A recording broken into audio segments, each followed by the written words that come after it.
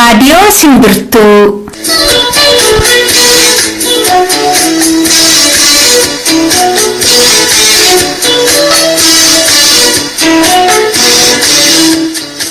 Hayyee tokkicha waaqa gurraacha waaqa Oromoo waaqa bokkuu sibiilaa waaqa shanangadaa waaqa sagaltaman garbaa waaqa salgan booranaa waaqa ciicoo gurraattii waaqa siiqqiyaayyoo nagaadha walitti nu deebistee waaqa waliin nu dubbachiis nagaaf kabajisiifa haa ta'u handeeme nagaan haa galu fayyaaf nagaa nuuf haa kennu handhalatte haa guddatu hanguddate haa buru barri nagaa haa ta'u bariin nagaa haa ta'u gaarga nagaa haa ta'u guddinni nagaa haa ta'u galgalli nagaa haa ta'u ganamni nagaa haa ta'u handuule mirgaan haa galu. Akkam jirtu kabajamtoota dhaggeeffattoota raadiyoo Simbirtuu kan Oromiyaa fi Yaambaa nageenyi keenya bakka jirtan maratti qilleensarraan isin haa ga'u jenna babbaaro akkuma barsiifata keenya irraa sagantaa keenya oduudhaan takka jennee eegallee qophii simboo fi addaa itti aansina irraaf qophii imalaa waan hin qabneef dhiifama jechaa amma garuu oduu sa'aa kanaatiif qophaa'etti.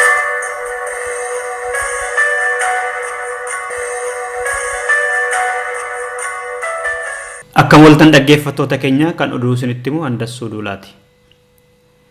Dhimma nageenyaaf jechuudhaan mootummaan Itoophiyaa Oromoota magaalaa Finfinnee keessa jiraatan sakatta'uu fi hidhaa jiraachuun dhagahame.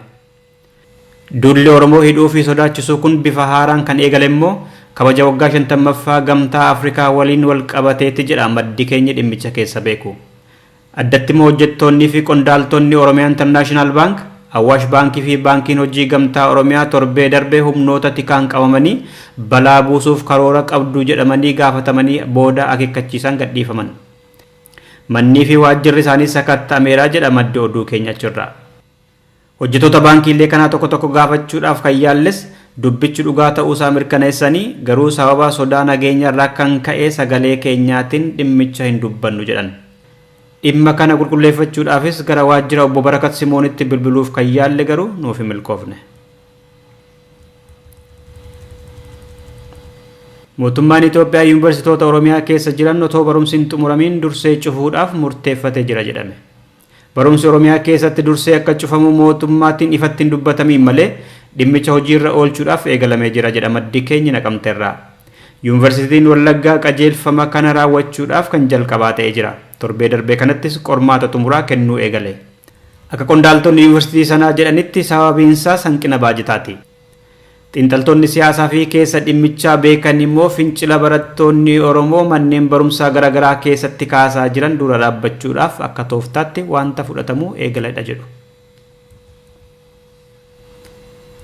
Gana 22 darban kana keessatti mootummaan Itoophiyaa namoota hidhaa ajjeesaa fi faana balleessaa ture jechuudhaan liigii mirga dhala namaa kan gaanfa Afrikaa mootummoota gamtoomanitti beeksise.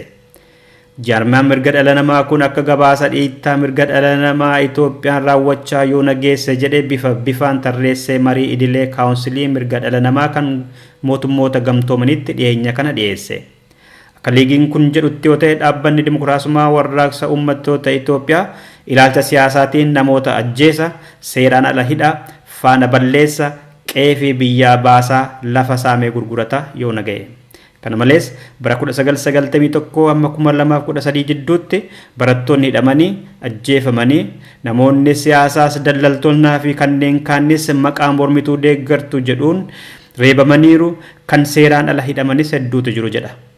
Dabalees biyyattiin mirga pireesii walabaa, mirga dimokiraasii fi mirga bilisummaa siyaasaa farra guddoodha ittiin jedhee himate. Mootummaan aangoo farkaa qabu kun maala dhibdee tokko malee lafa saamee gurgurachuudhaan hiyyummaa fi faalama naannoo babal'iseera jedha. Kanaaf mootummaan seera addunyaa kabajee labsiif goolessitummaa jedhee baafatee ittiin nama hacuucu dhiisuu qabaa jechuudhaan gabaasa isaa keessatti gaafate. Yuunivarsiitii Jimmaa keessatti barattoonni Oromoo miseensa dhaabbata dimokiraasummaa uummata Oromoo turan dhaabni isaanii duraanii dadhabaa ta'uu beeksisan. Miseensummaa keenyas fedhii keenyaatiin ofirraa mulqineerra jedhu. Akka oduun Simbirtuu ga'ee jedhutti yoo ta'e barattoonni Oromoo Yuunivarsiitii Jimmaa dhaabbanni dimokiraasummaa uummata Oromoo mirga uummata Oromoo fi kan Oromiyaa kabachiisuudhaan hin dandeenye aangoo siyaasaa fi dinagdee hin qabu akkasumas immoo impaara Itoophiyaa keessatti bakka isaaf malu argachuu hin dandeenye. Ibsi barattoonni kun gamtaan baafatan akka mul'isutti dhaabbanni dimokiraasummaa uummata Oromoo poolisoonni fi barattoonni Oromoo ta'an wal basaasuudhaan akka qabxii guddinaa walirratti galmeeffatan gochuudhaan ilmaan Oromoo walirratti bobbaasaa jira. Waan kana ta'eef miseensummaa dhaabanii mirgaa fi dhugaa Oromoof qabsaa'uudhaaf murteeffachuu isaanii qondaalota dhaabbata dimokiraasummaa uummata Oromootti beeksisaniiru jedha maddi keenya Jimmarraa. Dhumarrattis gamtaan Afrikaa hundeeffama isaa waggaa 50ffaa wayita Finfinneetti kabajetti galmeen himannaa yakkaa qondaalota Keeniyaa irratti dhiyaate akka isaaf dabarfamee kennamu gaafate. Manni murtii yakka addunyaa loogii Afrikaa irratti raawwata jechuunis muummichi ministeeraa Itoophiyaa obbo Hayilemaariyaam Dassaaleeny walgahii sanaan booda Ajaansi Firaans Pireesitti himan.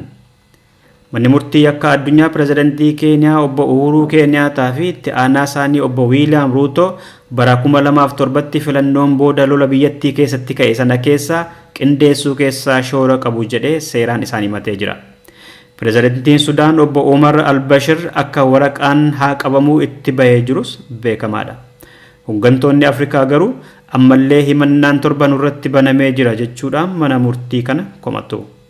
Xiinxaltoonni siyaasaa tokko tokko immoo hooggantoonni ardii kanaa gariin booda anaafis hin oolu jechuudhaan badii dhoksuudhaaf waliif guuza bahaa jiru jedhu. Dhaggeeffattoota keenya oduun har'aaf qabannee dhiyaanne kanumadha. Qophiilee keenyaaf waliin turtii gaarii.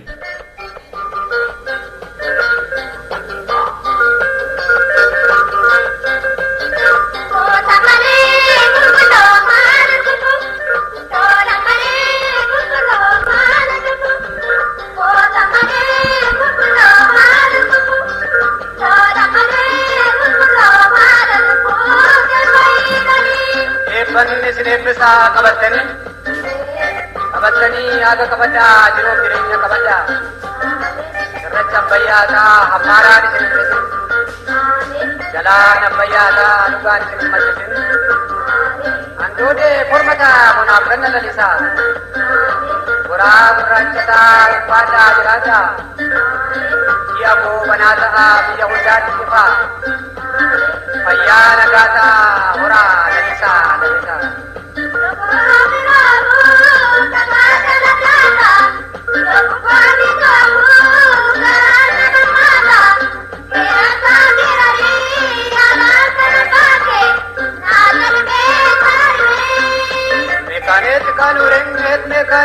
Kanurenget boje wajat kanire karapena damna sangat kanda makda ke sangat wae gara ko ke samne kay sitodel kolol liya borang at kamache te badutti tururu jagara ko otama yeronge sutti tamma yeronge sut ini chamali ko tum ho barati bau male timmo mali ke shum ot maka baru male ya jolle bandera kang guraba bandera kang guraba bandera ka guraba bandera ka guraba bandera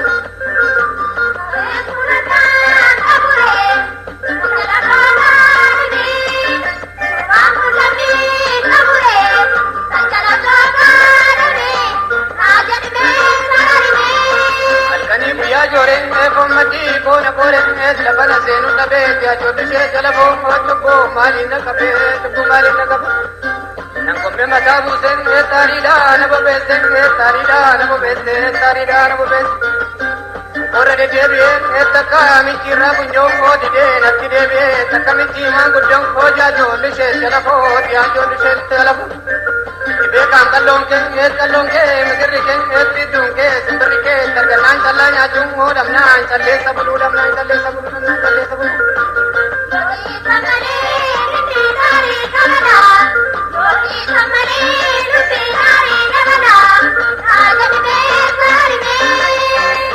Mata ko dia do cima tu jirang hat kita mangara ko gore korma tu jirang hat ko nyuko cima detan ko kidarai kabang kuning et gati sang bake kuting et balwa semba sapene taraba de derat odin dinare alen et takaba ko kiduring et garang ko gudaya da dubadu kaya tu Sayade na gamam atkata yat safaru ko dina fira ko bare to kaye to karu ko bare kadu yadam na jabe rule tu yada Hari garati batte tamma yomi tanad arba sambu kidalen et bra bukani dalen et bukani ilma bora jago agna madalen et jama andam wargata naftari kabat rasman ne rasang asabako man ne rasang as jama yale lisa sifana garu jada sifana kau jada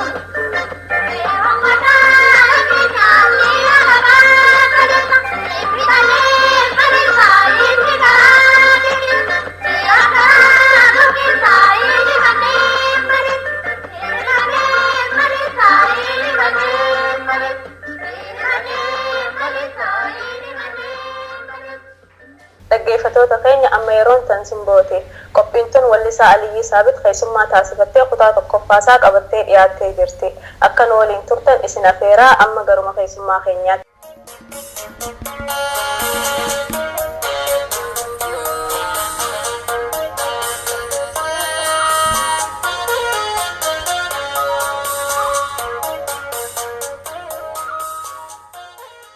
Ayyee keessummaa qophii simboo har'aa artistii Aliyyii Saabii baga nagaan dhufte siin jenna. Anis baga nagaan eegdan isin jaa. Fayyaa ta'e Aliyyii mee afaan gogaatiin keessummoota keenya dhaggeeffattoota keenya siinillee warra si jaalatan mee akkamittiin akkam jirtu jettaanii mee waa affeeri mee jalqabarratti. Tole gaariin dandeema. Biiftuu baatte fakkaattee. Samuchayo me kamna gogote seisuman sente onne diya pute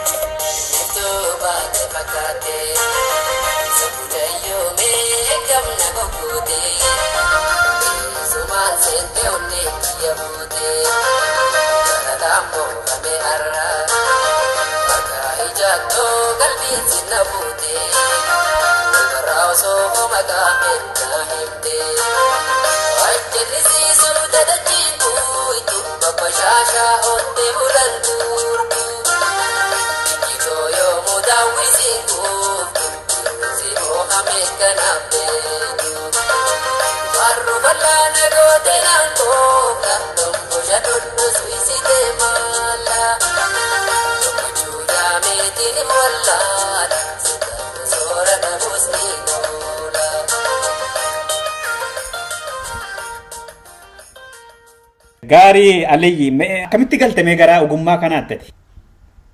Waan takka waan dhaammachuu barbaadu jira. Arraga guyyaa sirbaatillee malee miti sagantaa yeroo dheeraa qabannee wal quunnamne waan ta'eef dabarsuus hin dandeenye.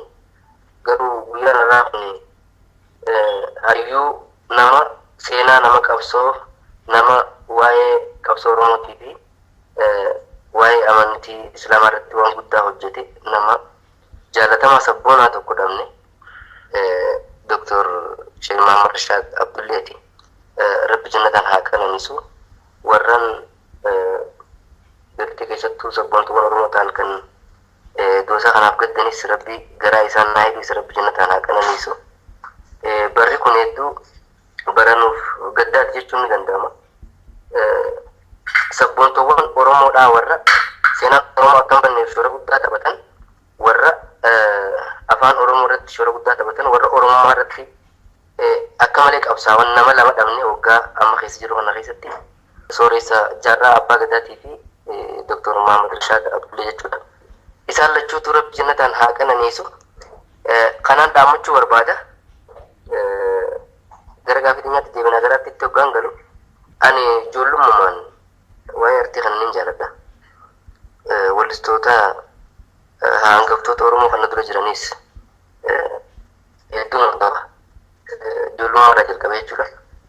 Aadaas nin jaaladha. Walumaa galatti kan gara aartii na galchee aadaa xiyyaa fi seenaa xiyyaa jaalalaatu akkaan artiitti galu na godhee jechuudha.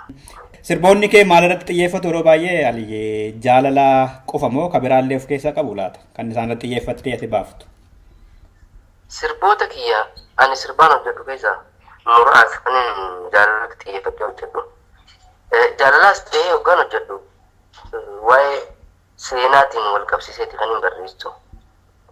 Garuu guutumatti seenaa qofa yoo ni dalaga jette dhageeffata hanga tokko dhabuu mala waan jirran waa'ee jaalalaatis itti mammaaka malee keessattuu albama tokkoffaa keessatti sirboota muraasa kan jaalala hojjedhe malee akka jirutti sirbii achi gubbaa jiru waan nama jireenya hawaasaatii fi waan nama oromummaadhaan wal qabatuutu itti baay'ata. Yoo xiqqaate sirboota meelqubaan qaba keessaa sirba tokko kan aadaa Shaggooyeetii fi sirbootuma lama sirboota lameen biiftuu baatee fajuu fi waamichaan kashan hiikuu juusan lameenuma sirbi jaalalaas kan keessa kan jiru jechuudha. Haga yoonaatti albama meeqa qabda Aliyyi? Albama lamaa qaba. Kaminni yaadatta akka jalqaba sirbitee ittiin uummata bira geesse maal jedhama mee sirraa nu jettallee jechumaan? Niin yaadadha sirbi jalqaba maqaan albama kiyyaa dhiiroo malli maali jedha. Dhiiroo malli maali kan beeku naanimu bishaantu jitaate cawjeetti limu as gaheetti rachaa utumaa qoramu halkan fi guyyaa aduu seentee baatu arrarraas borumaa wayyaata hunda budu kanaaniin sosobee asiin hafe lubbuu silaa baddu achisaa nyaachisaa dhukkubabbaa qofa kan namuus hin beeyne sirra laalee bifa hedduudhaatu jira yoomuu kana qofa kodumaa nasiiba keessi mude akka hunda akka yoo ta'u sobsuu malee maaltilli gadda ka fedhee saana jeju akki har'aa kunni dabraa gar maleen teessee garaa maaliif na nyaatti jira baasatootun dibdeen walleen unaaf waara kanarraa daranii kaleetu fooyyeerra darba waaqaati moo shirrimaaf nurra wal jijjiira barumaan bararra gartuu guuza shira kan wala ferrate deengattoof kaleeysoon boru iftaan filate arraan caala labsaa haala mijeeffate. Mariin keenya artist Aliyyi akka jiru dhaggeeffattoota keenya mee Aliyyi walaloo fi yadaloo anuma keeti moo namoota irraallee ni fudhatta laata? Haga ammaa hin fudhanne namarraa. Ifumaaf hin hojjette. Tole maatii keessan keessa namoonni akka kee kanatti gama aartii kanatti kan fedhii qaban turaniiru yookaan jiru laata? Maatii kiyya keessa jiranii maatiin kiyya warreen amantii hordofu aartii kanarratti illee hin deeggaranii garuu sabboontummaa waan keessa jirtu waa'ee sabaa ibsuu irratti fi kanarratti jiru warra keenya keessas warri sabboontummaa qaban jechuudha malee waa'ee gara aartii irratti kan xiyyeeffatan akka biyyaatti hin jiru anuma qofa.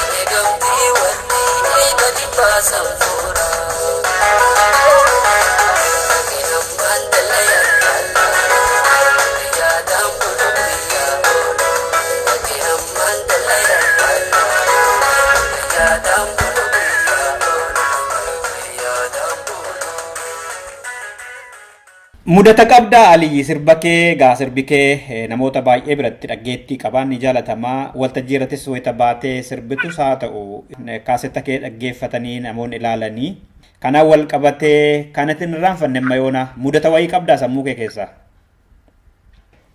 Mudannoon an qabu ni jirti mudannoon hedduudha. garuu mudannoon hin daganne muraasa mudannoolee santaniin guyyaan dura maayikii qabadhe madaraka gubbaa dhaabbadhuuti. Guyyaan dura maayikii qabadhu wanni na mudate ani yeroo sanitti uummata kee biratti innis akka fudhatama argadheetiin jira je'ee hin yaadne yeroon inni gara madarakii irratti dhiyaachuun nu dorganii fi kanaa wajjin akka malee rifadhee kanaafis dura sirbummaan kiyya na jalaa badee sirbi na jalaa badee walakkaadhatti muree waanumaan arke cuccufee bu'ee jechuudha. Guyyaan suni takka anaaf madaraka dhaabbachuun anaaf dura lamada uummata argachuu kiyya guyyaan bareedaa jechuudha. Yaadannoon takka taatee naaf lama waan ta'eef guyyaa san hoggayyuu ni yaadadha mataa keessatti. Isa gaafa duraa sana sirbuma waanuma hin jirre walumatti hiihtee dubbattee dhuma gadi buute malee sirba kee sirriin sirbine jechuudha. In sirbine sirba waanuma harkeen hin jiru nan faayachaa tuma. Ayyee kan biraa qabdaa? Takka immoo guyyaa takka madarakii takka irratti akka malee weellistoota hedduudhaa wajjin deemne agarsiisa wayiitii hojjanna jennee hoggaa deemnu akkumaan konkolaataa irraa buutti akka carraa mana barumsaa keessa ture bakki itti hojjenne mana barumsaa sanirraa barataan bahe dhufee natti marame hoggaa natti maramu ani na gadhiisa jeetiin egaa dhufeen bahee jira mucaan waan ta'e hin beekneen gammachuudhaan kan ka'e natti fakkaata amma hoggaan qabee ijaan na gadhiisa hoggaan jiru harkisaa natti jabaachaa jira gorora duwida keessatti na gorore hoggaa na gorora na jijjiirse duddarra amma gaa mucaa kan hoggaa dhufanii narraa harkisa mucaan hin dubbatu ani yaa rabbi gaa mucaa kana maal ta'ee gaafii biraa natti ta'e beekta hoggaa san ni gaggabee akkas ta'ee gammachuu waa ta'e kunuunti naaf hin dhufne isaatu hojjeessa jedhanii yaa rabbi fayyada akkamiin taatee hedduun na'e uummata na dubbisu jiru dhiiseetuma hoggaa mucaan irraa baasan fiigaa mana barumsaa seenee ulaafachuuf. Ati? Rifadhee holkaan dhaabee sunis yaadannoo. Booda akkam ta'e mucaan? Mucaan immoo booddee turee hoggaa bayyanatu sabboonaa jecha fiiganatti beenis hedduun gammadee jechuudha. Gammachuu irraa ture jechuudha kan inni gaggabe. Mucaan gammachuu irraa. Immoo natti fakkaanne. Tole Aliyyi Saabit maatii qabaa? Maatii wayitan jedhu haadha manaa ijoollee akkas. Qabee hin qaba. Maqaan ijoollee keenya wayi? Maqaan ijoollee kiyyaa tokko Boonsaa Aliyyiiti, tokko immoo Hamdii Aliyyiiti, tokko immoo Kudhan Aliyyiiti. Ayyee sadarkaa guddina aartii Oromoo keessattuu gama sirbaan ilaalchisee garam gaheera jechuun danda'ama akka nama weellisu tokkotti Aliyyi? Waan jilasis nama gaanfachiisu miti guddina aartii irratti aartiin humaan jiru guddachaa jira afaan baafnettis nama jechisiisu yoo sadarkaa aartiin dur turte afaan Oromoo dur ture laalle weellistoonni ammaas nama jiru garuu kan jiran kana tarkaanfiin nuti tarkaanfachiifne meeshaa ammayyaatii fi haala ammayyoomee wal qabsiisuu yoo ta'e malee waan biraa kan jijjiirama aartii irratti hojjennee finnee kan jennu hin qabnu. Lama dammaas gara kilippii kanaan kilippii hojjechuun afaan Oromoo irratti bakkuma dhaabbatanitti istuudiyootti sirba tokko sirbanii lallabanii fixanii bu'anii kilippiin haala ammayyaan dalagamaan turre sunillee hojjetamaatuma jira. Garuu immoo akka sadarkaa aartiitti yoo ilaalan hedduudhaan noofa. Haalli immoo dhiibbaan aartii irra jirtus akka dhiibanii aartii kana guddisan hin dandeessifne. Aartiis namni obsa qabaatee irratti obsee waan kana jireenya hojjetu nama muraasa waan ta'eef ilmi namaa tokko haala yeroo san irra jiru yaada malee san keessaa waan biraa hin danda'u. Rakkinni baay'atus weellistoota irratti warra barreessuu irratti dhiibbaa ni uuma hanga ta'e. Dhiibbaan sun immoo akka ati ibdura tarkaanfattee waan takka hojjenne si gooti. Kunis dhiibbaa ta'e garuu ati uumaan jirtu Mee amma gaaffii kanaa walitti hidhateetti nin deebi'a. Sirba kee tokko jaalatamu keessaa tokko waamicha ka jedhudha. Mee sirba waamicha jedhu kana dhaggeeffattoota keenya tokko nu affeeriiti. Isan makaafnetti ni deebi'a. Tole. Waamichaan kashanii koo dalayaa fi afaanii dhufteenaan wajji oollee yeroo keessa garaan kororee ijjitoo cufamtee himimaniin. Waamichaan kashanii koo dalayaa fi afaanii dhufteenaan wajji oollee yeroo keessa Shanigo dalaya biya pani Tena kuchi olde yaro gese kisa Janam korore jito tupamte mani Inde bitutsi sena Namanona tintole Devi nati pakatu Namanona tupesini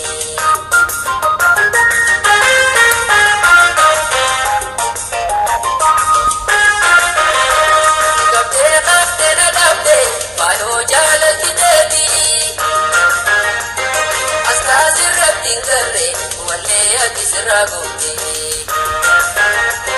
Kapte damde Uja jalan di devi Asta sirati karre Wale ati siraguti Kau tembar batu Sila kaya da poti Osonda wisi kumde Atum patena diti Osonda wisi kumde Atum patena diti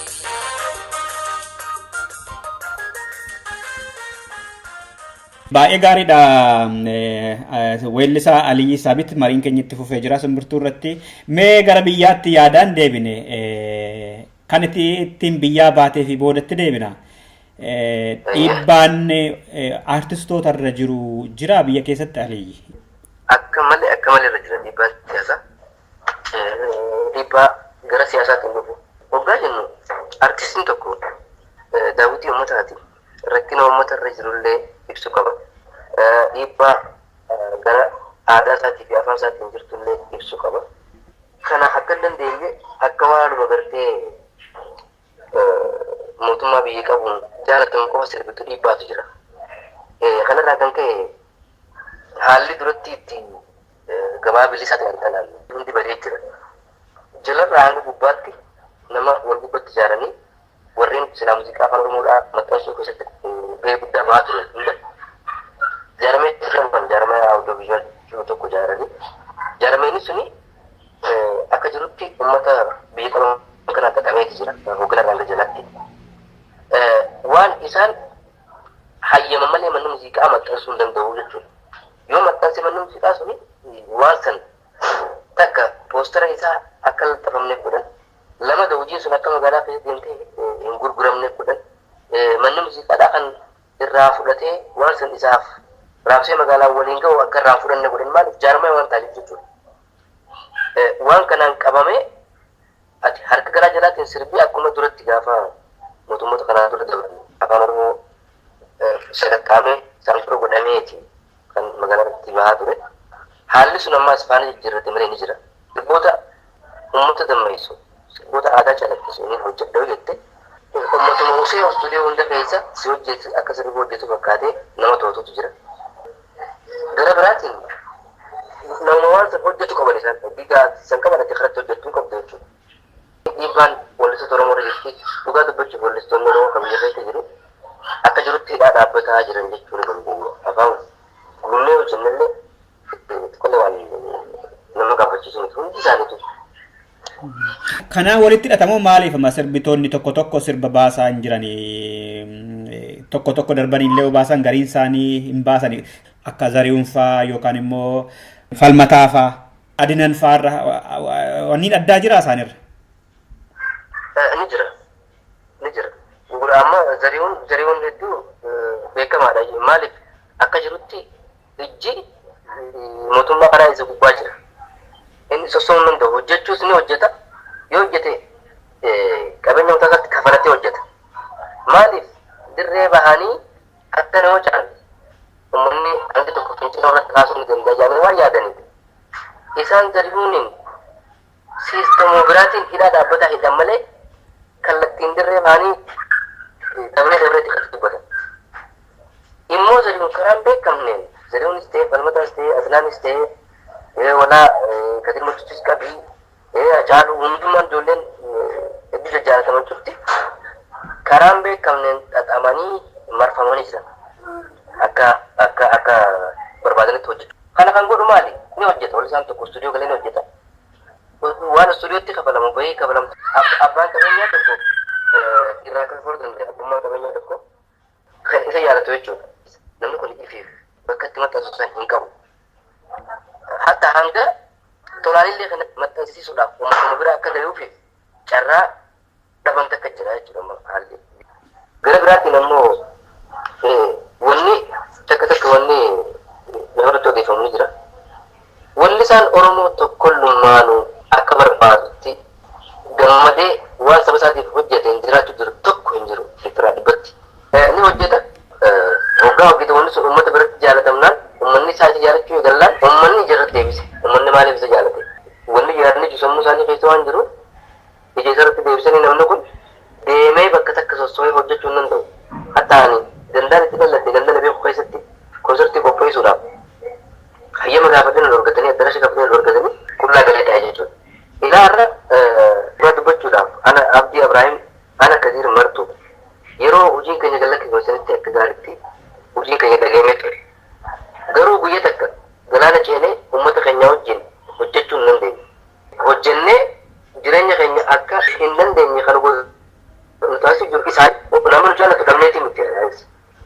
Ilaa har'a walli isaan Oromoo albama lamaa sadii afuris ka qabu kan karaa diriiraadhaan ala bahee biyyoota ollaatii fi biyya qabeessa ta'uu fiigee uummataa hojjetee keessatti biyyatti deebi'ee hin jiru. Kana kan godhan maali yoo miseensa mootummaa isaanii ta'ee qofa kan namni sun akkas ta'u. Dura miseensi dirqan miseensi san yoo ati hin taane kara tokko deemtee hojjechuu hin dandeessu. Yeroo miidhaginaan nuti uummanni keenya nu arguu jibbeetii miti. Yeroo hojii hojjenne sanitti kitaabatti uummata biratti fudhatama arganne. Garuu guyyaa tokko deemnee ala baanee hojjennee hin beekne. Kuni maalirraa kan ka'e namni ni gala. Walli isaan ammoo afaan biraa sirbi tokko har'a kan dhumaa uummanni deengedda maqaa isaa dhawamu eegale dabuuf kun sirba tokko hojjetanii sirba tokkoon addunyaa irra deemee dalagan. Walli isaan Oromoo gaarii uummataaf hojjetee achuma hidhaa ta'a.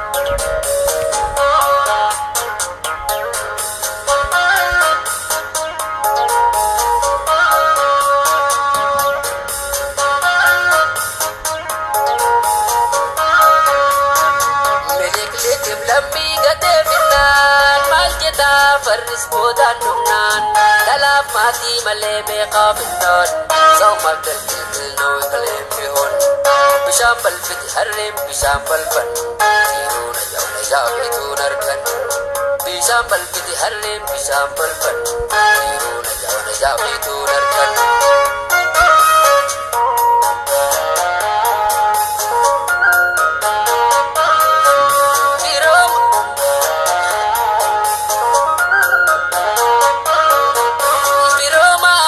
Abanino deisan gaafa teessa geessan wajjaa jechaan dhuma teessan hin dhageenyu gaafas balleessan tajaajila koo harma muraa aanolee bannaaniif quba lallaatan mallee tajaajila koo harma muraa aanolee bannaaniif quba lallaatan mallee.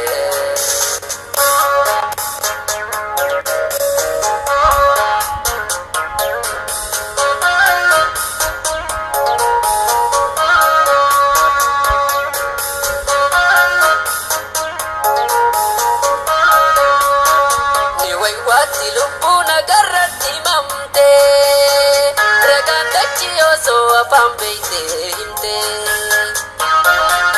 Iyatti lubbuna garratti mamte Ragandachi oso pambeite himte Dora diga abawutalab Likimsite uste Ama filmon bobabu Gade minta gamte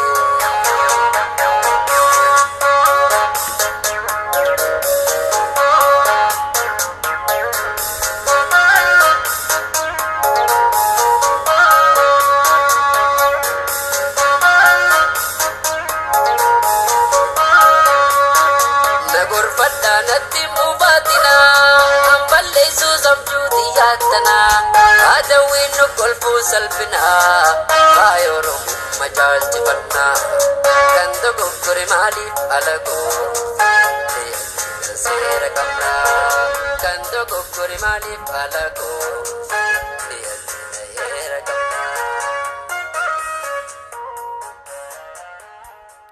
Dhaggeeffattoota keenya kutaa lammaffaa fi xumuraa qophii addaa irraa keessatti waa'ee saamicha lafa Oromiyaa irratti nama qorannoo irratti gaggeessantu dhiyaata. Obbo Asaffaa Geetaachoo har'aas baay'inni namoota Finfinnee keessaa kadhatanii eenyu akka ta'ee fi sababaan isaa maal akka ta'e haasanii nu waliin turu. Nu biraa nafinaa jenna.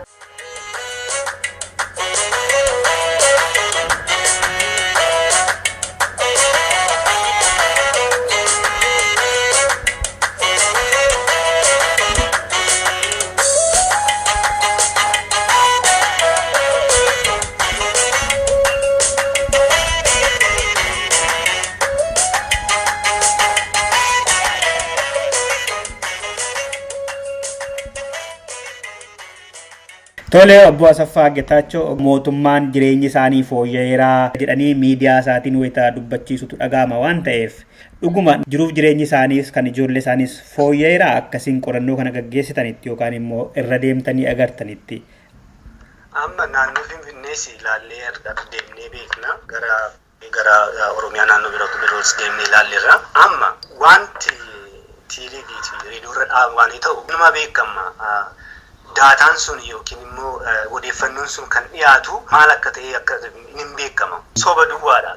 Parsantii 1 fi 2 illee ta'u wanti isaan achirratti dhiyeessanii. Nama tokko waa tokko godhaniiti miidiyaarra dhiyeessu achi wanti kun fooyya'eera jedhaniitu waan jedhu. Amma fakkeenyaaf garuma Finfinnee naannoo Finfinnee naa ilaalu namootaaf lafa mana ijaaraniirraa akka of danda'anis akka fakkeenyaaf warshaa bilookeetti kan oomishuuf isaaniif hojjenneerra jedhaniitu waan godhu. Garuutti deemtee naa ilaaltu warshaanis kan isaan dhaabanii waan hojjenneedha isaaniif ittiin jiraachuu hin danda'anii lammaffaa immoo waadaa isaanii galanii mana isiniif ni ijaarraa hospitaalis ni jira mana barumsaas ni waan jedha jedhaniiti waadaa garuu namoonni achi buqqaanii deemanii takka illee hin goone kan ammoo daataadhaanis kan mirkeeffame takka illee hin qabu. Nullee qabra kana tarii yeroo fudhata malee kana daataa kana iyyuu sirriitti xiinxalanii waan gochuu hin danda'ama. Ijaa kanaafu uummanni lafti isaa saamamee kuni guddachaa jira waan gaarii gochaa jirra isaaf jedhanii wanta odeessan olola malee takkallee waan dhugaa qabu miti. Baay'inni namoota amma karaarra bulanii Finfinnee keessa yookaan immoo hiyyeessa ta'anii Finfinnee keessa jiranii Oromoota naannoo Finfinnee jiraataa turanidha. Lafti irraa fudhatamedha. Lakkoofsi amma nama kadhatu yookaan immoo hiyyeessa ta'anii Finfinnee keessa jiraataa jiranii dabalaa jira. Kunis immoo akka sabaatti olaalame Oromoodha jedhu qorannoolee fi namoonni tokko tokko. Dhugumadhaa quba qabdu waan kana? Wanta kun ijoo kana keessatti wanta nu hojjechaa tureefu waan daataas ni qabna anutti nu hojjechaa ture wanta kanarratti ittuu immoo jechaadha 6 kiiloo yuunivarsiitiidhaa jalqabee amma Kaasaanchiisi piyaasaatti kadhattoonni jiru isaan kana sassaabneeti gara 4 ta'u achi keessaa harki 80 kan ta'u nama naannoo Finfinnee keessa kan dhugan Oromoota duwwaadha ture. Nan yaadaan nan beekas irratti hojjechaa ture. Kadhattoonni jechuudha. Innaa gaafannees ilaallee intarviiwuchis goone biyyatti baadiyyaa keessa seennellee intarviiwuu goone daataallee qabna kana waan dhugaa ta'edha. Kan asiif achi jedhanillee kan dhoksu hin danda'amne. Sababoota maal jedhu akka qorannoo keessaniitti namoonni kun maaliif kadhaaf gadi bahani? Sababni isaa maaliif laata? Sababni inni guddaan tarsiimoo kana 5 keessa 3 yookiin 2 irratti kan hundaa'edha. Yookiin dirqiidhaan lafa isaanii gad lakkisanii bahaniiru yookiin immoo loobiidha jedhu silaa'u hojjetanii soobanii yookiin mooksanii achi baasanii lafa akka dhabanii isaan godhaniiru. Tokko maal jedhu interview kanan godhe keessa kan baay'ee na gaddisiise. Anu hin beekne malee akka bahee Finfinnee keessa akka kadhataa ta'u toon beekee duraanuu maal gochaan lafa koo gurguree baa jedhee baay'ee madabaanii godheen na dubbatu na yaadadha. Amma isaan kun ijoollees miti gara umuriin isaanii 27 amma 40 ta'uu ni mala. Gariin isaanii ijoollee qabu gariin isaanii ijoollee hin qabani. Amma ijoolleedhuma kan qabani immoo isaan irratti immoo sirriitti immoo waan gooteen na ilaaltu immoo isaanumtuu kadhachuu duwwaa otoo hin ta'in ijoollee isaaniiyyuu waa'ee kadhannaa keessatti akka seenaa jiran ibsaa turan jechaadha. Wanti kun innaa walumatti qabdee ilaaltu waanuma karaa dinagdeemmaa duwwaa otoo hin ta'in karaadhuma mirga siyaasaatillee yoo ilaalte wanta kana uummatuma Oromoo lafa isaarraa haxa'uudhaaf kan ka'anii xiyyeeffatanii fakkaata. Amma kanumaan wal qabatee dhukkubsattoonni eedsii Finfinnee keessatti dabalaa jirus sababuma kanaan namoota hojii dirqamanii itti galanidha. Kanaaf eedsiin immoo isaan qabataa kan jedhanillee jiru. Gama kanaan qorannoon keessan ilaaleera laata? Wanta kana bara 2011 amma 12 irratti ijoo kana keessatti hojjannee ture. Finfinnee irraa kaaneet amma Amboo riisarchii hojjannee ture.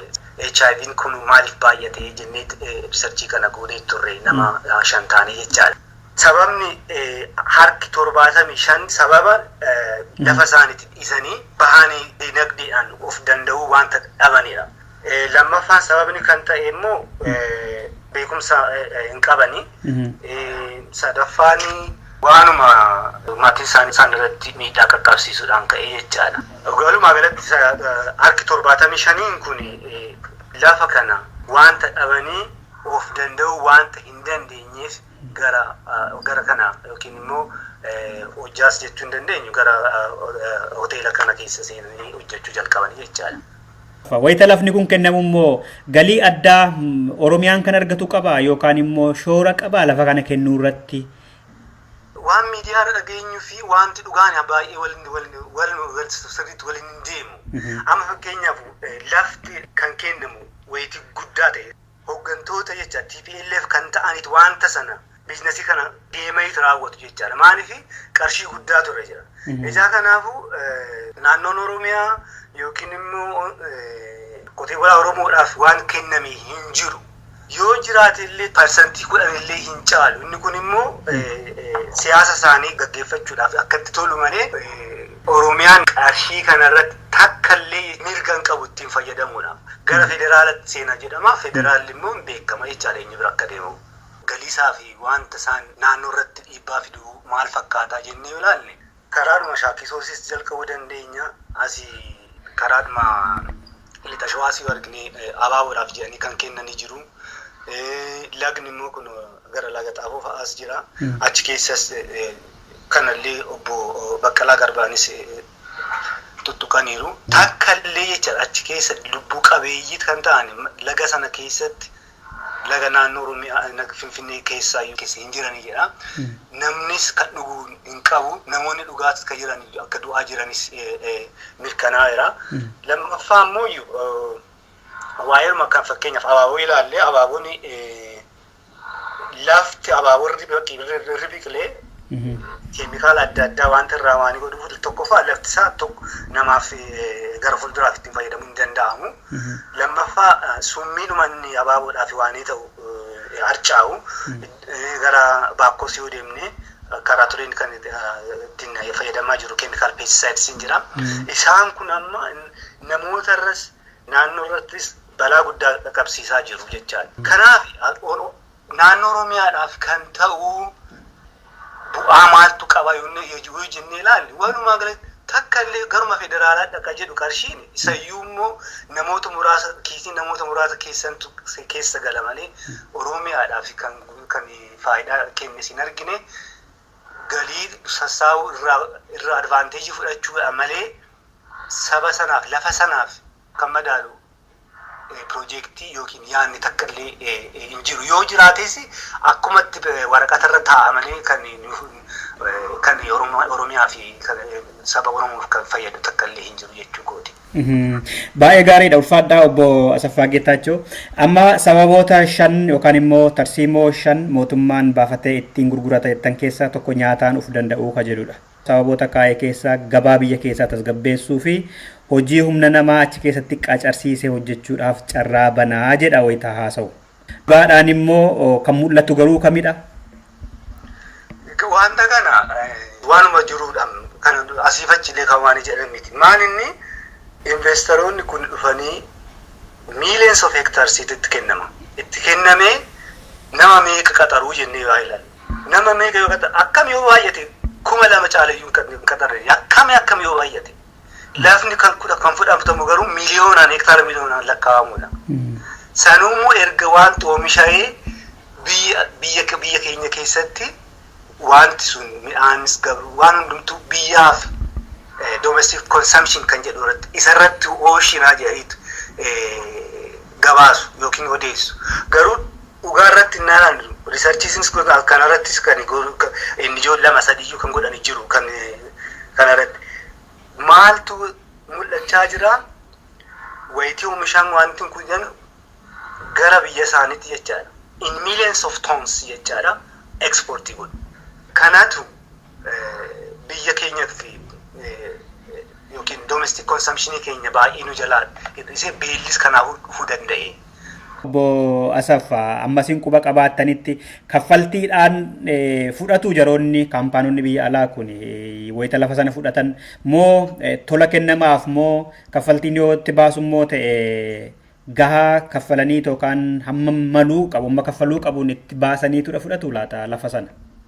Sadarkaa qabu. Hektaara guguddaa wayitiitu inni millions innaa ta'u achuma federaaluma irraa jechaadha. Kontiraatas waan hundumaa liizii eessaa akka fudhatan fixaniit achi gara uummata biyyatti yookiin gara uummatatti deemanii harkaa fuudhu. Qarshichi kunillee baay'ee kan nama dinquudha. Fakkeenyaaf karaa turee kan jedhamu agro industirii kana kan Mr. Karamajii Saakuu kan jedhamu jira. Ibseetti maal jedhee fakkaate lafa gaarii kana gatii bushaadhaan nuti gurguruun isaanii baay'ee na dinqa jedhee ture. Lafa kana orgaaniika kan ta'e biyya keenya parsantii tokko duwwaatu qaba orgaaniika. Biyya keessan garuu parsantii 5 qabaa jedha. Parsantii 5 jechuun baay'eedha walitti madaalan. Kana jechuun peestisaayidiyyuu ittiin fayyadamuun nun barbaachisu jedhe. Kanaan gurguruun isaanuyyuu maraata immoo maali jedhee dubbate namtichi kun silaa kan lafti sun isumaaf kenname garuu amanuu dadhabe jechaadha. Hektaara tokko dolaara tokkodhaan bitatanii. Liizii arga kennanii booda waggaa 99 kennanii booda jechaadha. Waggaa 6 immoo karaa totoon kaffalin bilisaan jiraatu. Egaa kanaafuu wanti kunillee wayitii gurguramu jechaadha. Sababallee jecha gahaa ta'e yookiin biyya tokkollee guddisaa diinagdeedhaan jedhamee itti yaadamu hin jiru. International companies yaadni isaanii galii galfachuudha ofii isaaniitiif.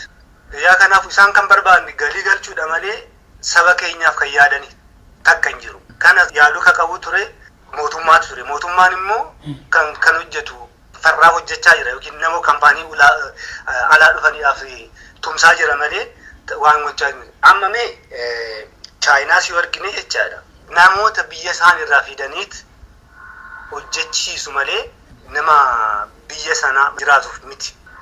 Karaa ture jennees investoroota kabiroonnis hedduutu jira. Isaanis naa dhufanii yaanni isaanii qarshii hojjechuudha. Kanaafuu nama xiqqoo duwwaatu waan qaxaru. Kanaan achi biyya isaaniitti fidaniis nama hedduu hojjechisiisu. Kana tarsiimoo isaaniitiin naa dhufanis hin beeku. Kana mootummaanis hin beeka. Waggaa 99 yookaan waggaa 80 lafa dabarsanii gurguruun kun adeemsa keessa balaa inni qabu isinitti mul'ateera obbo Asaf? Maal inni lafti tokko liizii wayitii ta'u waggaa 20 waggaa 99 jechuun waggaa 99 jenereeshinii meeqatu baani jedha jechaadha. Lama sadiidha jechaadha. Kana waggootii kana keessatti jechaadha. Walumaa galatti sabni tokko jecha lafa isaarra erga buqqa'ee booda baay'eetti hirkattummaa diinagdee investoroota irra godha jechaadha. Yookiin immoo hooggantoota TPLF harka bu'a jechaadha. Kanaaf wanti kuni balaa guddaa fida jechaadha. Ijaa kanaafuu wanta iddoo baay'eetti ittiin hojjetame wanta hin hojjennedha. Akkanumatti ittiin hojjennee biyya guddifna jedhu malee jechaadha. Baay'inni namoota lafa kana fudhatanii eenyudha laata? Tokkoffaan lafa jechuudha hektaara guguddaadhaan miiliyoonaan kan lakkaa'amu kan fudhatu ammas yoo ta'e hooggantoota TPLF harka jira. Inni kun immoo baalaficha sana yoo ilaalte fuulduras hin jiru al tokko dhokatee jira. Isaan gara duubaa jiru jechaadha. Ijaa kanaafuu tokkoffaa isaan fudhata. Lammaffaa immoo diiyaasporaas jedhanii kan waan jedhanii kaa'u. Namoonni diiyaasporaa jechuun biyya baalaa jiraatanii qarshii qabu jedhanii waan yaadanii isaanitti kennu jechaadha. Sadaffaan elites jedhaniiti immoo kan yaadanii jira. Isaanis qarshii qabu sooressaa ijaa kanaaf isaanitti kennaa jedhanii isaanitti kennaa jiru. Arfaffaa irratti achuma immoo biyyuma keessatti kan jiranii investoroota yookiin immoo qarshii kan qabanii jiru isaanitti kennaa jiru jechaadha. Walumaa galatti innaa ilaallu yaanni isaa dinagdee uummata tokko biyya tokko guddisuu miti. Namoota muraasa ta'an yookiin harkaan lakkaa'aman isaan guddisuudhaaf irra hojjechaa akka jirudha jechaadha. Aadaa hambaa seenaa fa'aa akka ta'an innis tarii miidhamni irra ga'eera laata Oromiyaa keessattis haa ta'u naannoo biraatti sababa imaammata lafa gurguruu kanaatiin kan yaadattan qabdu. Garama kibba impaayaritti keessa parsantiidhaan yoo ilaalle jechaadha. Parsantii 2 kan hin caalleedha. Kana jechuun maal inni lafti bosonni wantuma investoroota fi diiyaasporaa jedhanii kennaa wanta jiraniifu beeyladoonni kun badaa jiru jechaadha. Kan immoo qabsiise Ilbaaboris jedhee jennee Boorana keessattis jira. Gujii keessatti illee wanti kun akka dhalate riisarchiin kun addeessedha jechaadha. Kan baay'een gurguramaa kan jiru yoo ilaalle lafa Oromiyaa irra jiru gurguramaa jira. Sirriitti gurguramaa kan jiru isa.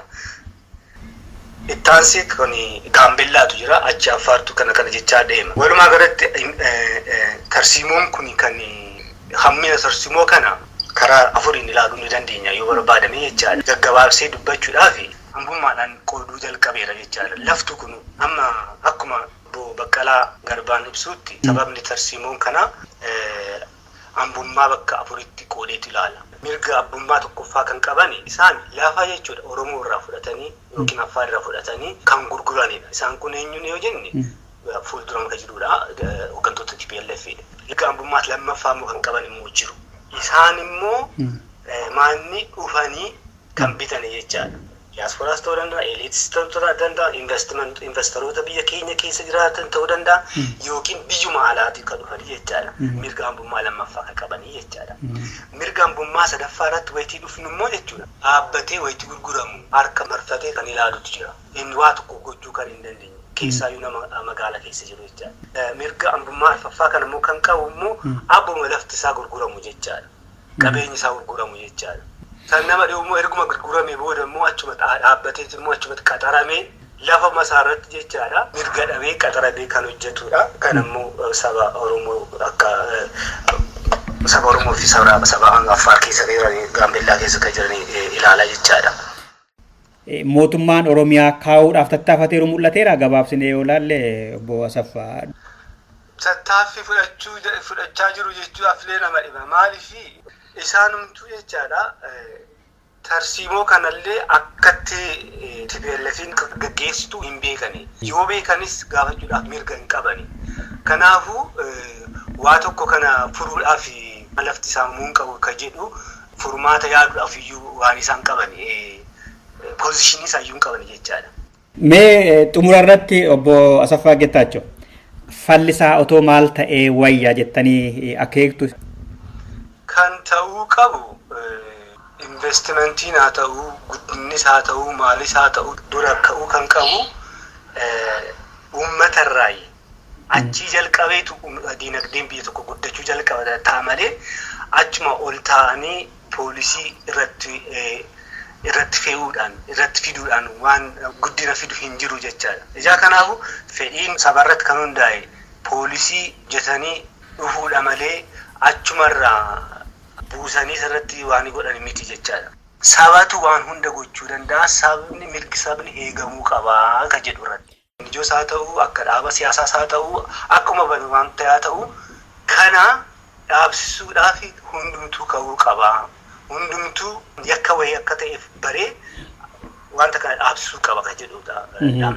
Tole obbo Asaffaa Geetaachoo yeroo keessan fudhattanii dhimma lafa gurgurtaa Oromiyaa fi naannolee biraa Impaayera Itoophiyaa keessa jiru irratti ibsa bal'aa akka ogeessaatti kennitaniif maqaa dhaggeeffattoota raadiyoo Simbirtuu fi maqaa qopheessitootaatiin guddaa galatoomaa isiniin jedha. Fayyaa ta'a.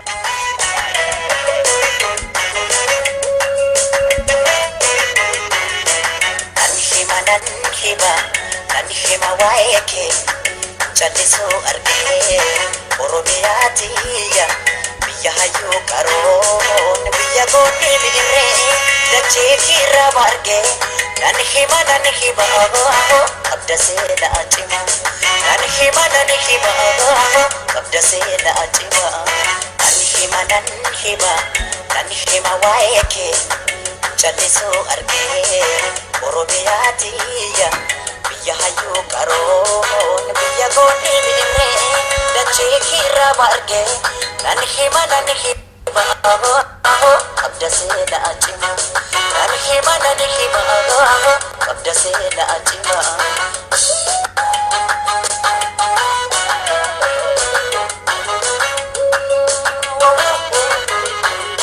Kan sitti baqatees kan sirraa dhalatees ija tokko laaltaa. Ormaa firan jettu kan beela iflata dabbara dafta. Uda toleetti Oromiyaa dahamatu Oromiyaa abaatee waaqatu Oromiyaa akkataa keeggatu Oromiyaa uda toleetti Oromiyaa dahamatu Oromiyaa abaatee waaqatu Oromiyaa akkataa keeggatu Oromiyaa.